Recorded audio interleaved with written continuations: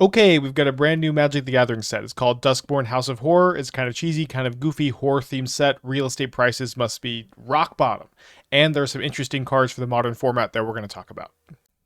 As a big Kendrick Lamar fan, it brings me no joy to say that Fear of Missing Out is likely going to be the best modern card from Duskmourn House of Horror. This is a 2 mana 2/3 enchantment creature. When it enters the battlefield, discard a card, then draw a card. Notably, if you cast this with 0 cards in your hand, you're just going to draw a card, which is pretty good on effects like this. And it has this really powerful ability, Delirium. Whenever Fear of Missing Out attacks for the first time each turn, if there are 4 more types among cards in your graveyard, untap target creature. After this phase, there's an additional combat phase. Now, I and some other people have been working pretty hard on Rakdos, sometimes Grixis Hollow One as an archetype, a deck that I think is really good and pretty underrated. And this is a card that I think not only slots into the archetype super well, but kind of just like fills like a missing piece where you're just kind of missing like one more very powerful card to put into the archetype. Um, I will also say that this card pairs incredibly well with haste enablers. Not only Detective's Phoenix, but maybe you also want to play Arena of Glory to give this card haste so that immediately when you cast Fear of Missing Out, you are going to be able to attack with it and get that extra combat step. If you put a Detective's Phoenix, if you go turn 3, Fear of Missing Out, bestow a Detective's Phoenix on Fear of Missing Out, attack with Delirium, you'll be able to untap it and hit for 8 on turn 3 just with this one creature alone. And Delirium is very, very, very easy to enable in a deck that's playing Burning Inquiry, Goblin Lore, Street Wraith. This is like, you just have Delirium super, super, super fast. And you want to have a lot of card types in your yard too, not only for now Fear of Missing Out, but I think Nethergoyf is a pretty big staple in the archetype, and these two cards are going to pair pretty well together. And the fact that this is also an enchantment creature itself means that if you discard it to an Inquiry, discard it to an Inti, discard it to itself, or like another copy of itself, it's going to help with your card types. I think this card is a slam dunk card for an archetype that is already pretty good, and I expect this to just be a staple in what is going to be a pretty good modern deck. Another card I really like from Duskmourn is the Wandering Rescuer. This is a 5 mana 3/4 double striker. It has Convoke though, so you're pretty rarely just going to be spending a full 5 mana to cast this.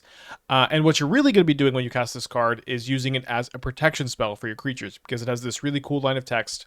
Other tapped creatures you control have hexproof. So I think a very common play pattern is your opponent is going to target one of your untapped creatures with a removal spell. You're going to tap that untapped creature, maybe some other ones and some mana, to cast the Wandering Rescuer. And then this line of text, other tapped creatures you control have hexproof, comes into play because those creatures that you use to convoke out are now tapped. And it's cool that this is an ability that is just there the entirety of the time the Wandering Rescuer is in play. It's pretty relevant too because the Wandering Rescuer dodges a lot of really relevant removal. You can't kill it with Lightning Bolt, you can't kill it with Fatal Push, you can't kill it with Flage, and it also hits really hard. It hits for 6. If you ever can like buff it because you happen to be playing like Idyllic Grange in a deck or Agatha's Soul Cauldron, just putting it up a little bit more power is pretty potent too. Now, where is the Wandering Rescuer going to fit in Modern? So I think that you're going to play this in Energy Shells, cards that are playing Guide of Souls, Osla Pride, Ajani, that are not playing Amped Raptor. You kind of simply put, you don't want to play 5 mana spells in your Amped Raptor deck. You're pretty rarely going to get to cast that 5 mana spell. So I could see this going in more of an Orzhov build that's playing Orcish Bowmaster, an incredible card in the format at the moment that also helps convoke this card out really well. I could see maybe some mono white shells. And I also could potentially see you wanting to play this in Yawgmoth if you can figure out maybe more of a reason to splash white. Like maybe you're like splashing for Gaddock Teague. There's a black-white Blood Artist effect that's legendary. I can't remember the name of it, but sometimes people splash for that card instead. That's probably not something that would happen right now, but maybe there's another reason Yawgmoth would want to splash white in the future, and then you could get this card in there. But kind of simply put, this card is really powerful, and I think it's kind of exciting that these energy shells maybe will now have more of a reason to move away from red, move away from Amped Raptor, and potentially into other colors. Beyond just Fear of Missing Out, there are a lot of cards from Duskmourn that care about quantity of card types in the graveyard. And I think this is particularly exciting in the modern format because MH3 gave us Malevolent Rumble, Shifting Woodland, 2 very powerful cheap green cards that are Rumble is able to dump a lot of stuff into the graveyard quickly while card selecting and ramping, and then Woodland is a really, really powerful way for you to copy your payoff. We've had a good amount of success brewing with these 2 cards in a big variety of decks. It's kind of like this package that goes in just a lot of brews. And Duskmourn, I think, is going to really expand what you can do with Rumble Woodland, a few other cards in this package too. And one card that I think is going to kind of fit into this package, maybe allow you to lean in a slightly different direction, is Peer Past the Veil. This is a 4-mana instant. Instant speed is really big on this card. That says discard your hand. Don't love that. But then you draw X cards, where X is the number of card types among cards in your graveyard. So potentially this could be 4 mana, draw 4, draw 5, draw 6. If you've been a longtime viewer of mine, you'll remember that when Into the Story came out in Throne of Eldraine, that was a card that was just pretty good in Modern for a while. You would have opponents who would really quickly get to 7 cards in their graveyard, and you would just spend 4 mana, draw 4. Now, Modern has become much more powerful since then, but this is a card that is going to be promising to be potentially 4 mana, draw 5, 4 mana, draw 6 in colors that don't usually get access to big, powerful card draw spells. This is something I mentioned sometimes too. And when we as Modern players oftentimes get very angsty about the One Ring, but one big thing about the One Ring and its dominance in Modern is there have not been that many good card advantage spells, like card draw spells in Modern. It's like for the longest time, like you had like Uro, Luris, and then like Expressive Iteration came like a little bit later, and like these were like your card draw spells. You got like Memory Deluge. It's like the quality of card draw spells in Modern for a long time has been pretty low, and I think this is part of the reason why the One Ring is very dominant. Obviously, the One Ring is very good, huge Modern staple, blah blah blah. But another thing too is that because it's colorless, that's a card that gives access to card advantage in colors that usually wouldn't get it. Like, it's not super common for red-green to get a super powerful card draw spell. And so the fact that this now exists is very exciting for deck building, very exciting for me, and I'm definitely going to be trying to like maximize the quality of this card. And in addition to these Delirium cards and graveyard cards that we have been seeing, we also have another really good enabler in Say Its Name. And then so Say Its Name is kind of a weird card because a playset of Say Its Name involves 4 copies of Say Its Name and 1 copy of Alnatak, the Thrice Called. So Say Its Name is actually a really good regrowth just kind of by itself. Mill 3 cards, then you may return a creature or land card from your graveyard to your hand. So unlike Regrowth, it can only return creatures or lands, but there are a lot of really good creatures and lands to recur, like Shifting Woodland really comes to mind. And the fact that like this is a regrowth that mills 3 first is kind of crazy. It's like just imagine the card Regrowth. Return a card from your graveyard to your hand that didn't target, so it couldn't be responded to with a card like Unlicensed Hearse. Like, if you cast this and your opponent has Hearse, you're still going to get a card. But imagine if they just milled 3 first. It would be ridiculous. And this card is not, it's not Regrowth mill 3, but it's not that far either, especially in the right deck. And it has a pretty interesting other line of text. Exile this card and 2 other cards named Say Its Name from your graveyard. This is an ability that you activate at any time. Search your graveyard, hand, and or library. And I love that it's graveyard, hand, or library, just not just library. So if you draw this, or if this gets discarded, or if you use its ability, you still get to put this card into play.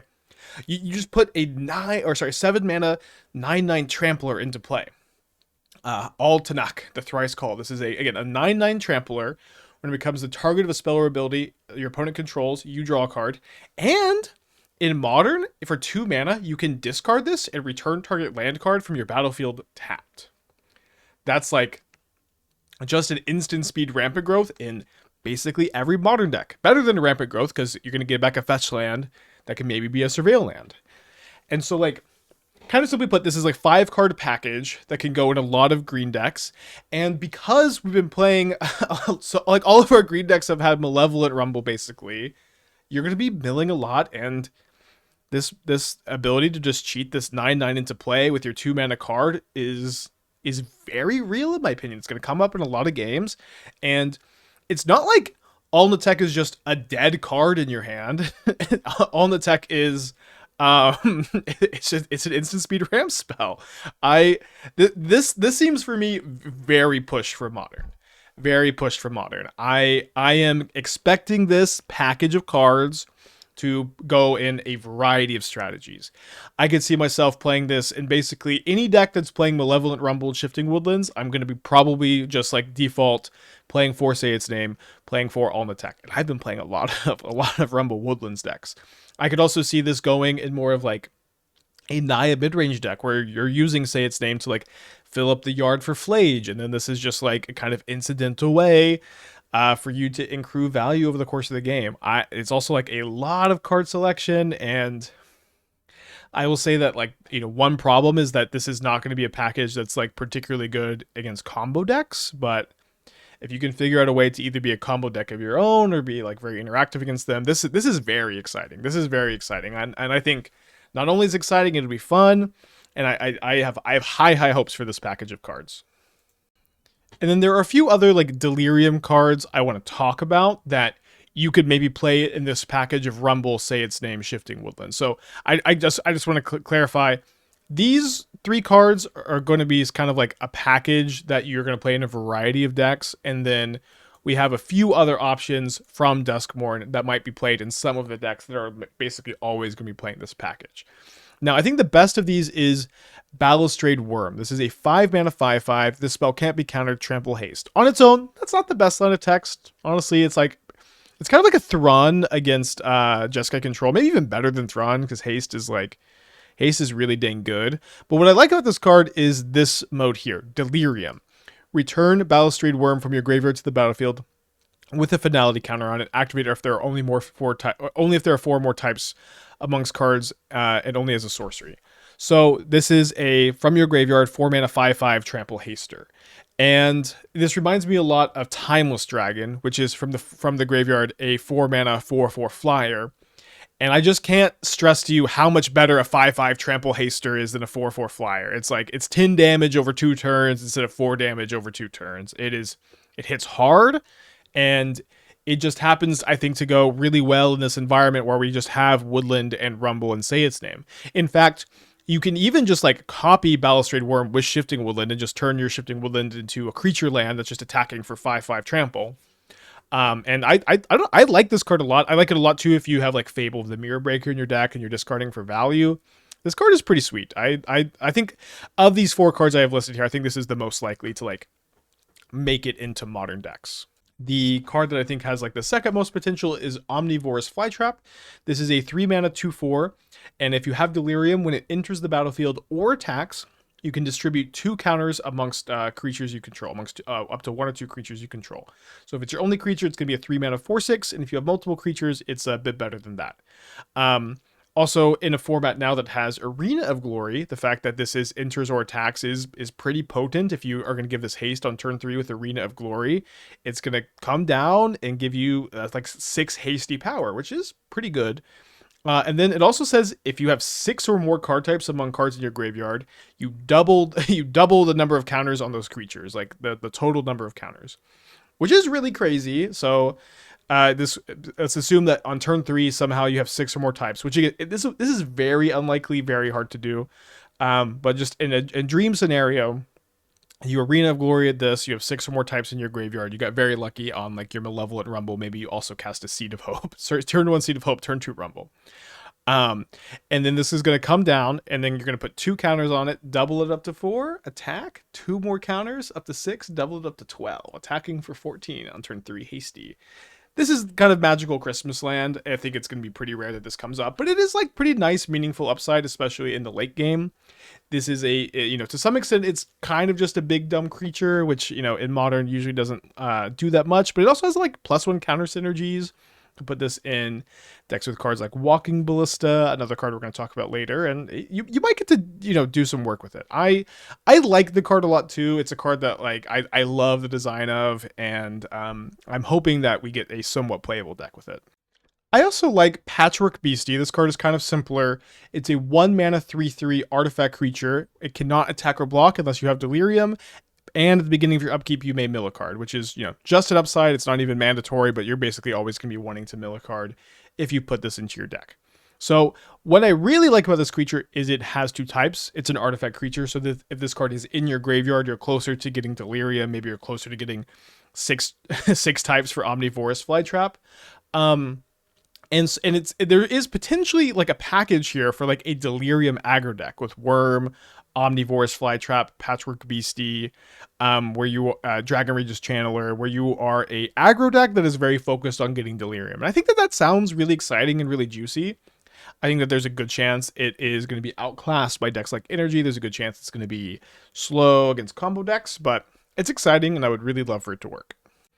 And then I want to talk a little bit about Under the Skin. I think this is mostly a worse Eternal Witness, but I've cast enough Eternal Witnesses, I just kind of want to talk about this one. The 3-mana sorcery, you manifest Dread, so you look at the top 2 cards of your library, one into the graveyard, and the other one face down as a 2/2, so some card selection and some Delirium enabling, and then you can return a permanent card from your graveyard to your hand. So not any card like Eternal Witness, only permanents. And so, unlike Eternal Witness, this is not something that you can ephemerate and flicker for value. But I don't know, kind of simply put, this card is kind of speaking to me. There are a lot of like cards in graveyard payoffs. There's a this card I think is just kind of interesting, and I don't exactly have a vision for where I would play this. I know that I've had some like wild Emerald Medallion brews that I haven't ever streamed with, that I know I definitely would have slid this into the brew at some point. And I don't know how far I would have gone in testing, but I know like I would have tried it in there. Maybe I will try it in there, but it's just like on my radar. It's on my radar, and we're gonna think about it some more. Okay, non-land permanents beware. We have a pretty interesting removal spell. Drag to the Roots, a 4-mana instant that costs 2 less, so just green-black, to destroy target non-land permanent for 2 mana if you have Delirium. Again, like we've been seeing, lots of good Delirium cards, lots of good Delirium enablers, and if we put 2. If this card just said 2 mana, destroy target non-land permanent for 2 mana, this would be probably one of the best cards in Modern. This would be one of the best removal spells. It would be very potent. The ability to not only kill any creature, but kill cards like Amulet of Vigor, Ruby Medallion, Expedition Map, Karn the Great Creator, etc., is pretty exciting. Notably, it does not destroy the One Ring, which is a problemo. But I like this card. I think any green-black deck that is able to get Delirium pretty consistently is going to be interested in playing this card in some quantities. Is this going to be like Golgari Reanimator? Maybe. It's kind of cool that it kills any form of Graveyard Hate. Is this going to be Jund-style decks, green-black rock decks? I'm not sure. I don't know. I think that this is, to some extent, the kind of card that you kind of end up with. Like, if you find yourself playing a green-black deck that can easily hit Delirium, you're happy to play it. And I doubt that you're going to go out of your way to build a green-black Delirium deck just so you can play Drag to the Roots. But I like this card. I think it is good enough for Modern. Another card I like here is Undead Sprinter, a 2-mana 2/2 Trample Haste. And you can cast it from your graveyard if a non-zombie creature died this turn. And if you do that, it's a 3/3 Trample Haste that you got to cast from your graveyard, which is, I think, pretty cool. Stitcher Supplier, Bloodghast decks are kind of at an all-time high post MH3. Not that they're necessarily very good, but there's a lot of people looking at decks like this with Phyrexian Tower, Chthonian Nightmare, Stitcher Supplier, and kind of simply put, I think this card is kind of nice if you can build a more aggressive version of this deck. The fact that not only is it like kind of okay to just cast for 2 mana, it can block if you wanted to. It's a 2-mana 2/2 haster. You don't care if it dies. You're going to be able to bring it back. But it's also, like, very notably something you can mill over for value with Stitcher Supplier. Something that I can be concerned about when I'm playing these Phyrexian Tower decks is having, like, a lot of creatures that I can mill over for value with Supplier. And this is one of them. Now, notably, you can't sack Supplier to your tower, to anything else, to cast Undead Sprinter, but you can sacrifice cards like Bloodghast. You can sacrifice cards like your spawn token that you get from Malevolent Rumble. It's gonna be relatively easy, I think, to turn this card on. And I think that you could build a more red-black focused build of these Phyrexian Tower shells, potentially playing Goblin Bombardment, but I'm a little bit more cautious about that one. But I like this card. I think that it's one I'm interested to try in the shell and see if it's more interesting than being like, just green-black or just mono-black. I will say if I play this, I'll probably be Jund, because Malevolent Rumble is just like, it's just too good. It's just too good, and it works so well with this card. Also, in Duskmourn, they printed 4 new ley lines that are all pretty interesting. They all basically say, hey, build a deck around me. Kind of different from other ley lines in the past. And it can be like a little bit more reactive, a little bit more fringe. These are like, hey, build a deck around me.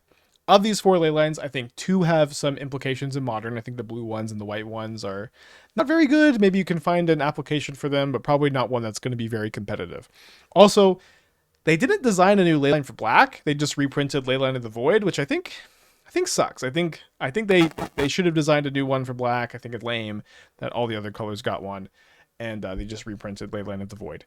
That being said, let's take a look at Leyline of Resonance. This is a leyline, of course, so it enters play if it's in your opening hand. Otherwise, you can cast it for 4 mana. And it says, whenever you cast an instant or sorcery spell that targets only a single creature you control, so you can't copy your lightning bolts that you target on your opponent's creatures, you can copy that spell. Or you have to copy that spell, and you may choose new targets for that copy. So you know, notably, like, you could like Lava Dart your own Clever Lumimancer, and then Lava Dart your opponent's creature and get an extra Magecraft trigger, which is kind of fun because you could target your opponent's creature with the copy. And kind of simply put, this is a 0 mana spell that can provide a lot of card advantage. Every time you copy a spell, it's kind of like you got another copy of the card. That's card advantage. Copying Mutagenic Growth is 0 mana, +4/+4, 2/1 Prowess trigger, 2 Magecraft triggers. Is pretty interesting. If you copy cards that say draw a card on them, like Expedite, it is literal card advantage. You could potentially pop off by just like Expedite, draw 2, Expedite, draw 2. Now, the thing is, there's not like a lot of cards like this that are very good. So I don't necessarily expect that to be a big part of this deck. I expect you to play more so stuff like Mutagenic Growth, Become Immense, 1 mana +12/+12. The potential is really there, I think. I will say that top decking a ley line in a deck like this is gonna be really tough. Oh wait, hold on 1 second. I was just thinking about ways we could maybe like loot away the ley line, and I was just reminded of Illuminator Virtuoso, a card that I have played in Modern before to actually some good success. This is a 2 mana 1/1 double strike. Whenever it becomes the target of a spell you control, it connives. So you get to draw a card and discard a card every time you connive. And so this is not only a way for you to loot away extra ley lines, it's also a card that really cares about being targeted with spells. So it's also a white creature that pairs well with Clever Lumimancer, and Clever Lumimancer has Magecraft and cares about you copying spells too. So I guess we're just building the deck right now in the middle of the set review, but this is probably the direction you'll see me build Leyline of Resonance for the first time. That's fun. I am now more excited for this card than I was when I started recording this section. Now, I said 2 ley lines from the set were playable Modern, have implications in Modern. I'm kind of biased because I have tried for many hours off stream to build a Modern deck around Fist of the Suns. This is a 3 mana artifact that says you may pay Wooburg rather than play the mana cost for spells you cast. Kind of simply put, in Modern, if your Emrakul costs Wooburg, that's pretty good. That's going to win you the game. It's very hard to interact with it. It is not counterable. The problem that I found when I was brewing this off stream is that the plan of I'm going to cast a 3 mana artifact, don't do anything, don't touch me, I wasted my turn 3 to do nothing. Then turn 4, don't do anything, don't kill my Fist of the Suns. You're going to be so sorry if you let me on top to turn 5. It's just like too fragile. It's just a little fragile. But when you have the same effect on a ley line, and that's what ley line mutation is, it's pretty exciting because if your opponent spends time to kill your ley line, you are tempo positive instead of tempo negative. And I also think it's cool that this card is like, it's like a 0 mana Fist of the Suns, obviously it's in your opening hand, but it is also just a Fist of the Suns, basically. The fact that it costs 1 more mana is not that big of a problem. It's not that big of a problem for a card that you're trying to curve 4 into 5. Curving like 3 into 5 is not so different from curving 4 into 5. It just kind of occupies a different spot on that curve. And so I think it's cool that this is a card that like cheats Emrakul out. Obviously some other big stuff too, but mostly you're going to cheat Emrakul into play with this, right? It in a deck that incentivizes you to play 5 colors, because right now in Modern we have this like green-red Eldrazi Through the Breach deck that's really in on Eldrazi Temple and Ugin's Labyrinth, a very colorless deck.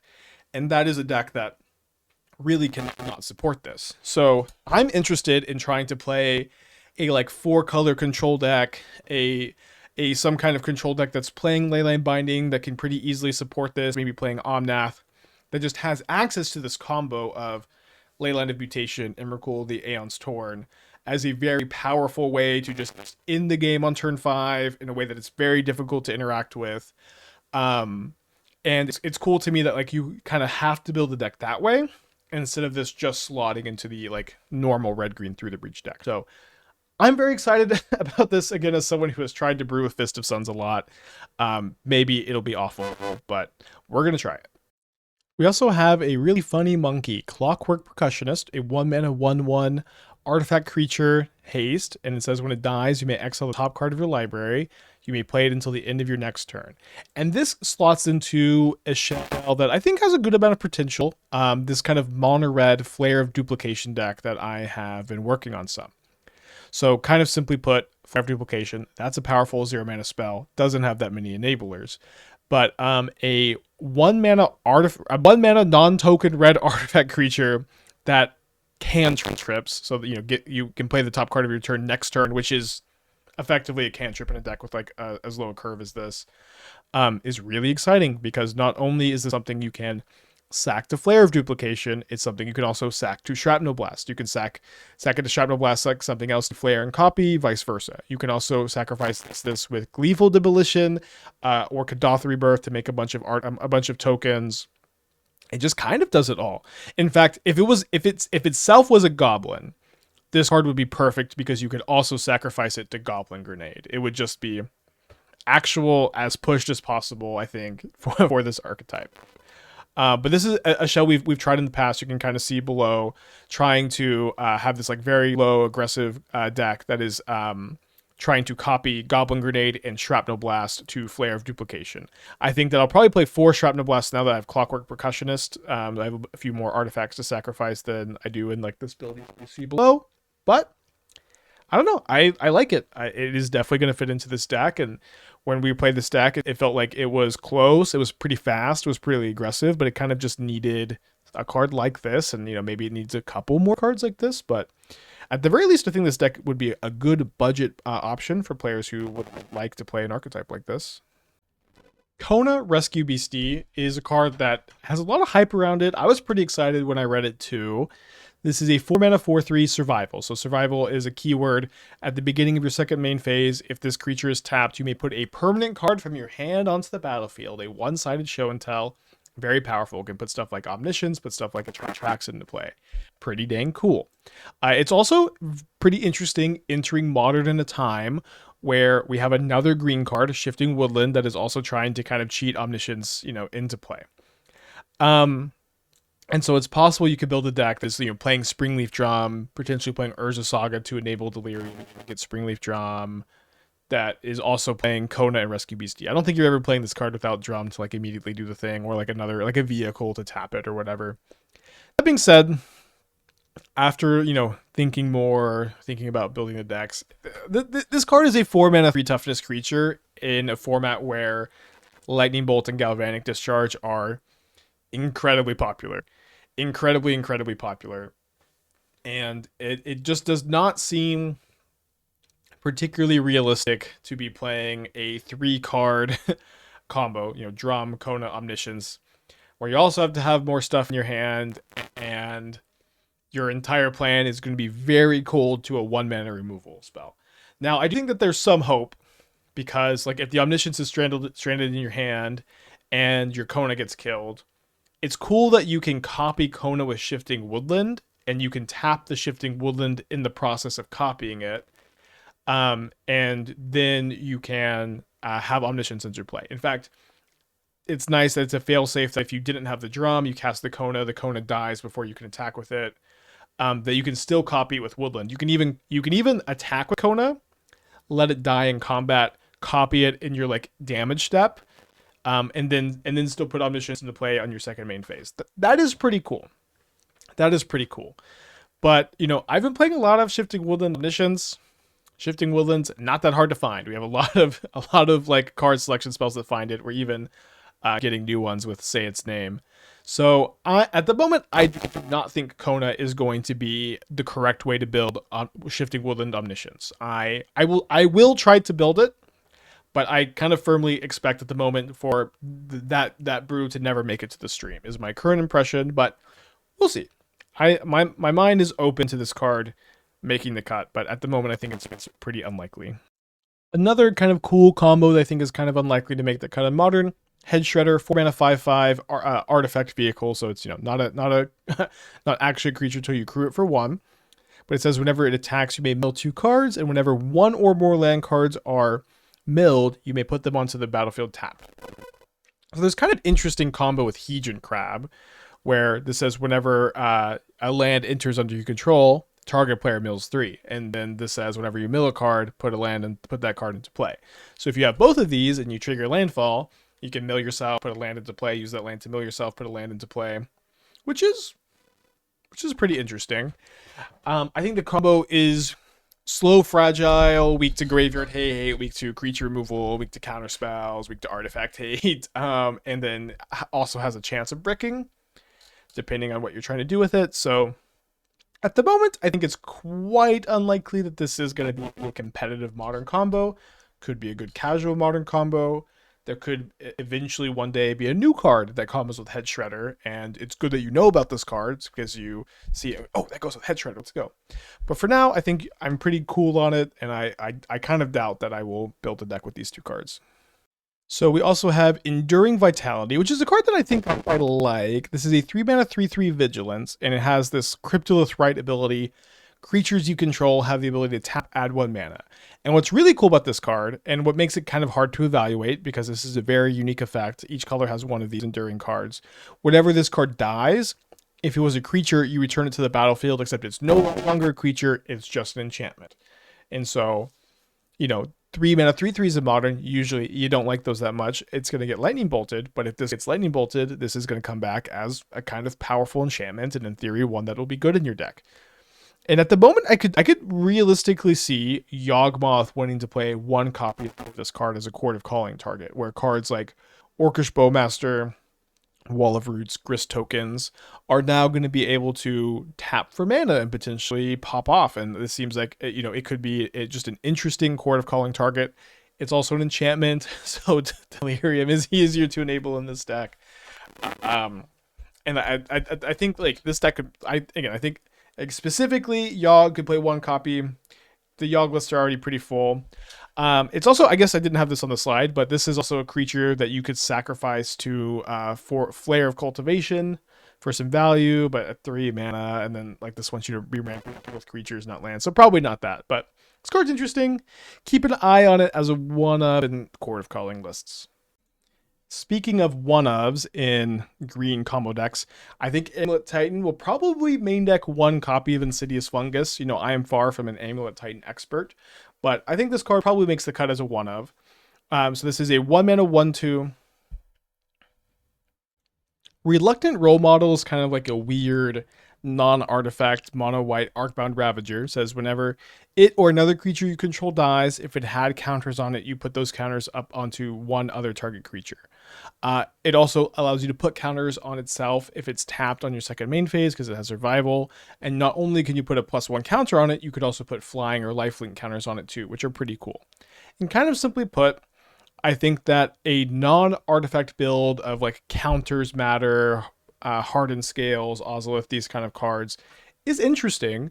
And I have tried to build decks like this many times in Modern. And this card is a step in the right direction of a deck that could exist in this design space. But we're very, very far away from it. You would need several cards like this, probably higher power level than this for that to exist. But I just kind of want to put this card on your radar, have you be aware that this card exists, and then maybe one day we'll be able to build a deck like this, but it is still pretty far away, I think.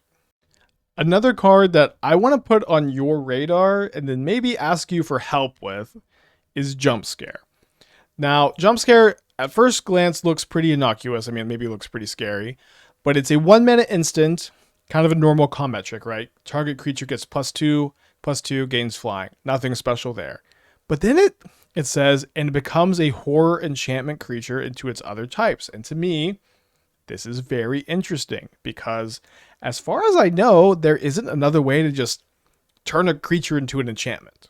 Turn a creature into an enchantment. Maybe it exists. If it exists, does it exist as a 1 mana instant? And I've done very like surface level looking to see like, does this combo with anything? And as far as I can tell, it doesn't. So this may be a big nothing burger. But I'm gonna keep looking. I'm gonna keep looking and see like, is there any weird combo we can do by just turning a creature into an enchantment? If you know of one, if you have an idea, please let me know in the comments on the Twitch channel. Tweet at me, because this is interesting. It's pretty unique, and a big part of like brewing and diving into these set reviews is just putting these cards on your radar in your memory bank. So even if nothing combos with them now, you'll see something that gets printed in the future. Oh, if I turn that into enchantment, it's crazy. So just be aware and maybe help me out. Shard Mage's Rescue and Sheltered by Ghost are not the kind of cards you would usually see me talk about in these reviews. I think they're both really good for what they are. What they are enchantment auras that you're incentivized to put on creatures that don't have hexproof. Historically, this has not been a winning formula in Modern. I don't exactly expect it to become a winning formula in Modern. But these are pretty good, and let's talk about them. So Shard Mage's Rescue is kind of like a snakeskin veil that's an aura. So it says enchant creature you control. It has flash. You can cast it at instant speed. If it entered this turn, enchanted creature has hexproof +1/+1. So kind of the same as the snakeskin veil, +1/+1 and hexproof. But if you're pairing it with cards like Light Paws, it protects your Light Paws and also gets you another aura. Or if you're pairing it with Core Spirit Dancer, you get to draw another card. Or pairing it with MH3's Pearl Ear, you get to draw another card and you just cantrip your hexproof card, which is pretty cool. And then if you were to play a deck like this with like Light Paws, Core Spirit Dancer, Pearl Ear, and you are playing all these cards, Sheltered by Ghost seems incredible. Enchant creature you control. When it enters, exile any non-land permanent an opponent controls until this leaves the battlefield. So it's like an O-ring enchantment aura. Now, usually this would be a big problem because when you're enchanting it onto a creature, it's just going to die really quick. But it also protects your creature by giving it Ward 2 +1/+0 lifelink. So it's like it kind of does everything. It like interacts with your opponent in a meaningful way, which can be tough for decks like this. It gives your creature lifelink so you can race other aggro decks, and it protects your creature from removal spells, which is all pretty dang interesting. And like, does it protect your creature long enough that you can like find a Shard Mage Rescue? I don't know. I don't usually like decks like this. I usually think decks like this are not very good, and they probably still will not be very good. But for the first time in a long turn, the gears are turning a little bit, and I will dive like a little bit deeper into a shell like this, I think. And then maybe if there is enough there after some inspection, then we'll give it a go. Another interesting enchantment aura is Unable to Scream. It feels like they kind of just keep pushing these like 1 mana like claustrophobia effects that just like kind of you enchant them onto an opposing creature and you're just trying to negate it. This seems to me to be like one of the best ones ever printed, if not just the best one ever printed. It's only 1 mana. Enchanted creature becomes a toy artifact with base power and toughness 0/2 in addition to its other types. And if if the creature is turned face down, it can't be turned face up, which is more of a limited concern. But kind of simply put, you put this on a Guide of Souls, that Guide of Souls is irrelevant the rest of the game. You put this on an Ocelot Pride, the Ocelot Pride is going to be irrelevant the rest of the game. Same thing with Psychic Frog, etc., etc. Although I guess the Frog could be, you could discard and put a counter or two on it in response. This card is kind of bad against Murktide Regent because Murktide will still have a bunch of +1 counters. But the color pie exists in Modern. If you're playing like the mono blue selective memory combo deck, there's a pretty real chance you want to play this as like a creature removal spell that can answer hate bears, that can answer cheap aggressive threats. You want to play this instead of like Dismember because it doesn't cost you 4 life. I think that this is a pretty interesting fringe removal spell for like weird mono blue combo decks, which is obviously not going to be a big impact on Modern, but it's good to talk about. My job is to give you give you these cards, put them in your deck builder's toolkit. And then another kind of weird deck builder's toolkit card is Entity Tracker. This is a 3 mana 2/3 flash enchantress. Whenever an enchantment you control enters, draw a card. You're not going to be unlocking any rooms in Modern. Kind of simply put, this is the only blue enchantress in Modern. The fact that it has flash makes it like a lot more resilient to removal, because you can like wait for your opponent to tap out, maybe then play it, and then draw a bunch of cards. I don't think this fits in any deck, but it is the only blue enchantress. It Unable to Scream is a cheap blue enchantment. There's a little bit of something there. Very unlikely that you will play Entity Tracker in Modern anytime soon, but if there's ever a set that just prints like 3 playable cheap blue enchantments, you're gonna dig Entity Tracker out of your bulk box. So just want to put that one on your radar. Another interesting Delirium payoff is Demonic Council. I love the flavor of this card. This has the same casting cost of Demonic Tutor, 1 in a black, and like Demonic Tutor, you can search your library for any card and put it into your hand, but only if you have Delirium. Otherwise, if you cast this card without Delirium, you have to put a demon card into your hand. And what's really funny is, very recently, I top-aided the Mox qualifier event with a Delirium deck that had a demon in it. The Shifting Woodland Omniscience combo. I was also playing 1 Gristlebrand as a card advantage spell that you could traverse for. That is also something that's good to copy with Shifting Woodland. And it's just kind of funny that like this card, it's very rare in Modern you'll have a demon to search for. In this deck, you can put Gristlebrand into your hand. Not going to be so super powerful, but is kind of nice that it would have extra flexibility if you're playing a shell like this. Now, at the moment, I'm thinking that Demonic Council is going to be mostly worse than Traverse the Uvenwald in a Shifting Woodlands combo deck like this, but it's possible that you want to play Demonic Council over Traverse the Uvenwald if you're doing something like trying to enable Bloodbraid Marauder, another good Delirium card, and you don't want to cascade into Traverse the Uvenwald. So kind of a weird fringe applications. It's possible that this card can exist in more than just Woodland combo decks. It's possible that this card finds a different home.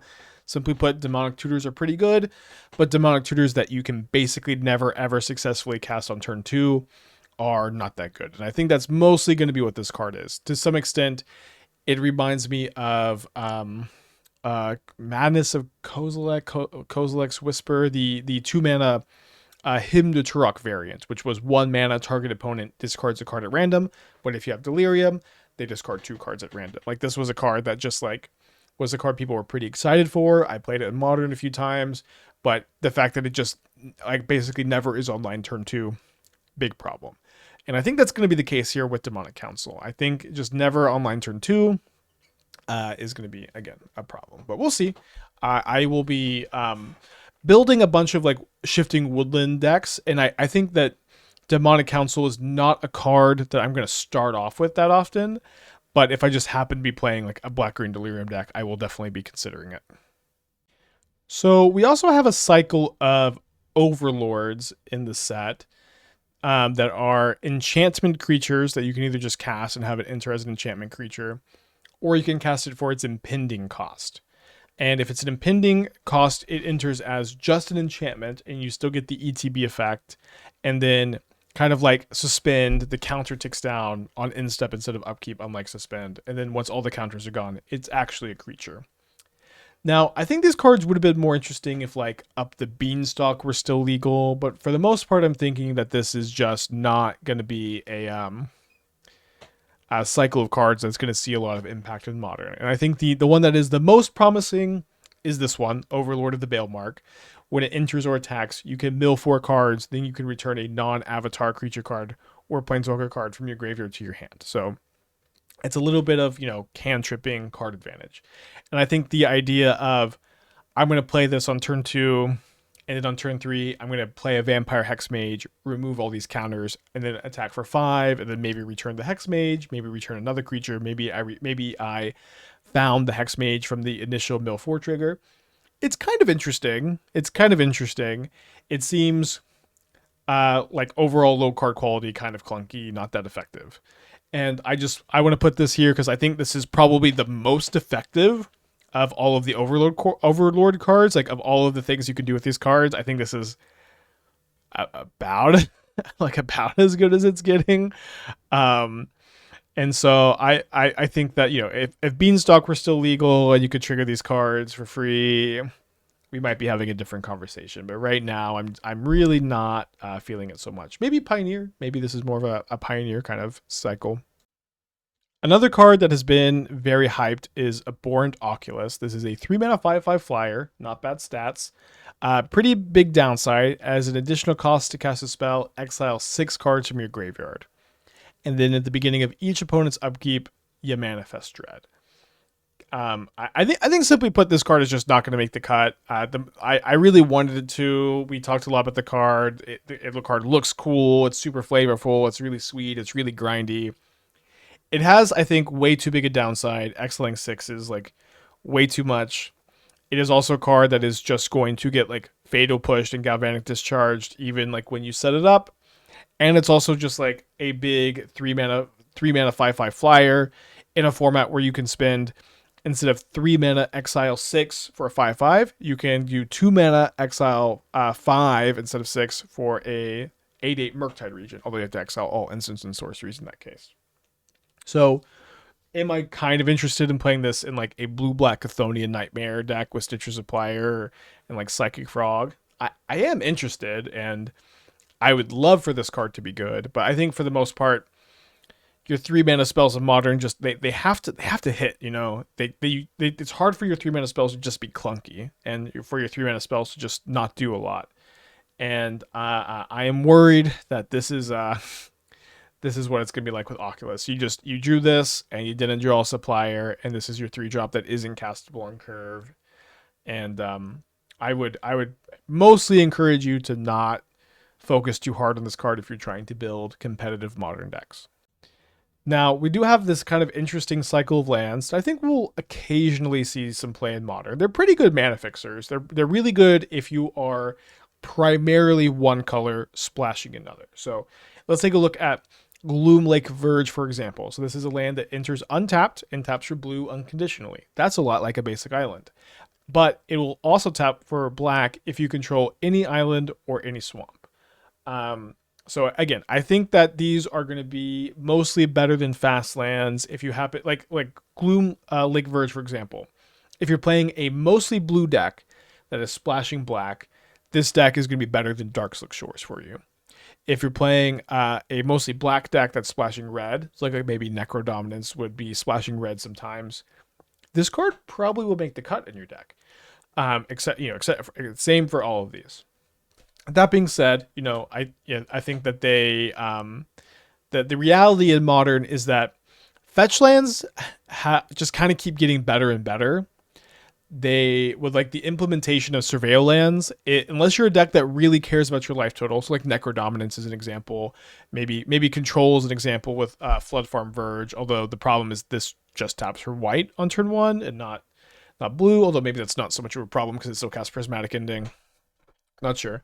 But unless you're a deck that really cares about your life total, you just want to play more fetch lands. It's like your fetch lands get you all of your colors, and they can also surveil and help you from flooding. It's like, these cards are good, and there are some reasons to play them, but fetch lands are really broken. And you basically always because there are so many fetch lands, you basically just always have the option to play more.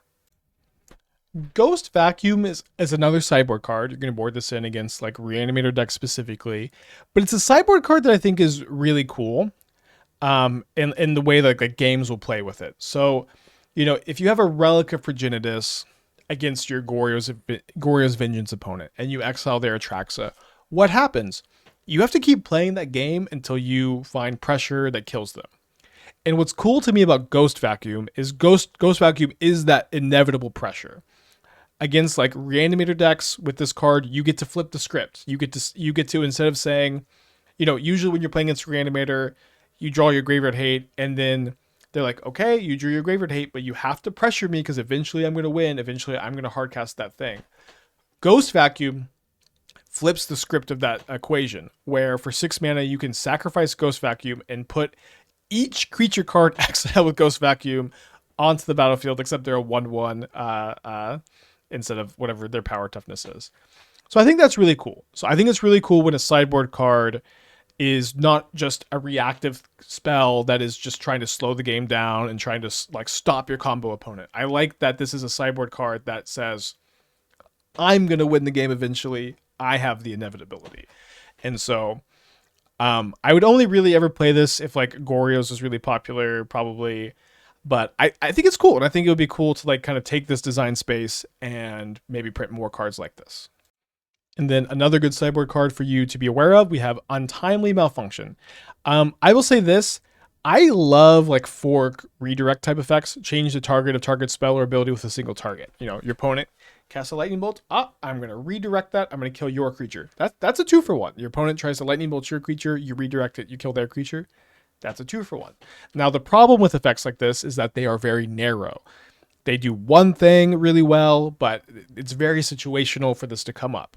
And so the fact that this is an effect that we're seeing on a split card, a card with multiple options, the options to destroy an artifact or make creatures unable to block, is cool, because when you have a card that has like 3 highly situational effects, destroy an artifact, change the target, creatures can't block, I think it becomes really interesting sideboard card to me. Now, if this card could exile the One Ring, I think this card could be a really big player in Modern. The One Ring still has Indestructible after all this time. I guess not if anybody activated Shadow Spear recently. But I think you're going to mostly want to play this in your sideboard if you think that redirect option could be good and you also care about having a Shatter. And then, you know, this unblockable mode will probably come up from time to time too. So just know it exists, put it in your deck builder's toolkit, please and thank you. Withering Torment is kind of a new take on Feed the Swarm. Both are black spells that can destroy a creature enchantment at the cost of life. Withering Torment only loses you 2 life every single time, where Feed the Swarm you lose life equal to that spell's mana value. Withering Torment is 3 mana, Feed the Swarm is 2 mana. Withering the Swarm is an instant, Feed the Swarm is a sorcery. I have actually registered Feed the Swarm in Modern more than you might expect. This was really relevant back when Rakdos Scam was the most popular deck in Modern. And if you were playing a black-based graveyard deck, Feed the Swarm was kind of the only card that could answer both Dauthi Voidwalker and Leyline of the Void. And it was actually really helpful to have a tool that could answer both of those cards at the same time, because it was tough to like, you know, I'm going to bring in Nature's Claim against Leyline of the Void, but oh no, this doesn't kill creatures, and my Rakdos opponent drew Dauthi Voidwalker instead of Leyline. And there was a time where they were just playing 4 of each of those cards. It was tough. And so I could see, once again, reaching for an effect like this if a deck is playing both of those. And now Withering Torment exists, and I might reach for this one instead. These effects, I think, are, again, mostly going to be very fringe. And I don't even know if this card is better than Feed the Swarm. Instant speed, less loss of life is an upside. 2 mana versus 3 mana is also really big. So I don't know. You need to know that this card exists, and very rarely you'll put it in some of your black sideboards. Thanks for watching this whole thing. These videos are always really fun to make, and I'm going to be brewing new Modern decks with Duskmourn cards over on my Twitch channel, twitch.tv/aspiringspike, every day for a couple weeks. See you there. Goodbye.